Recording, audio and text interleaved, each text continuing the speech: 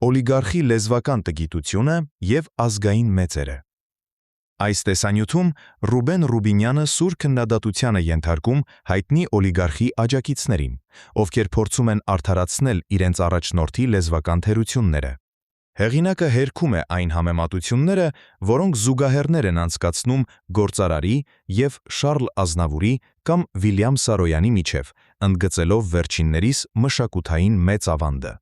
Նա շեշտում է, որ ի տարբերություն սփյուռքահայ մեծերի, այս գործիչը ծնվել ու կրթություն է ստացել Հայաստանում, սակայն չի տիրապետում ոչ մայրենիին, ոչ էլ օտար լեզուներին։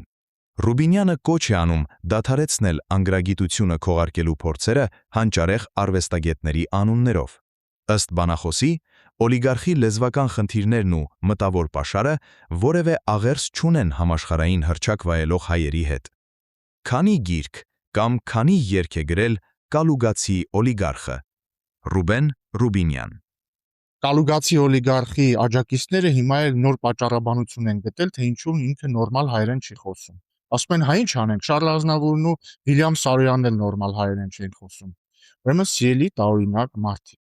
Նախ Շառլ Ազնավուրն ու Վիլյամ Սարոյանը երկուսն էլ նորմալ հայերեն խոսում էին, արևմտահայերեն էին խոսում։ Չնայած կարող էին եւ չխոսել, որտեվ երկուսն էլ ծնվել էին արտերկրում, նրանք երկրորդ սերնդի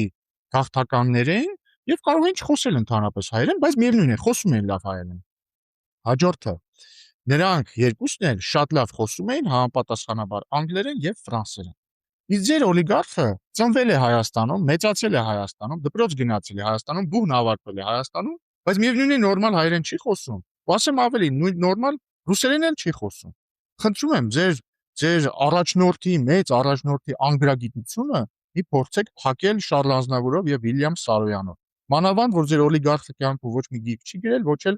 հանճարեղ շանսոններ է գրել։ Առաջին հերթին եկեք մի պահ հասկանանք, թե ոնց էին խոսում Սփյուռքի մեր հանճարները։ Ազնավուրն ու Սարոյանը ծնվել էին արտերկրում, նրանք երկրորդ սերնդի ներգաղթյալներ էին եւ տեսականորեն կարող էին ընդհանրապես հայերեն մի բառ անգամ չիմանալ։ Բայց արի ու տես, որ նրանք հոյակապ խոսում էին արևմտահայերենով, էլ չեմ ասում, որ փայլուն տիրապետում էին նաև ֆրանսերենին ու անգլերենին։ Ստացվում է արդյոք տրամաբանական է քո սեփական անգրագիտությունն արդարացնել մարդկանցով, ովքեր իրականում մի քանի լեզվի էին կատարյալ տիրապետում։ Երկրորդ, մենք այստեղ շատ կտրուկ ու ցայտուն հակադրություն ենք տեսնում։ Պատկերացրեք, այս օլիգարխը ծնվել է, մեծացել ու իր ողջ կրթությունը ստացել է հենց Հայաստանում, բայց արի ու տես, որ չի կարողանում հոդաբաշխ երկու բառ իրար կապել ոչ հայերենով, ոչ էլ նույնիսկ ռուսերենով։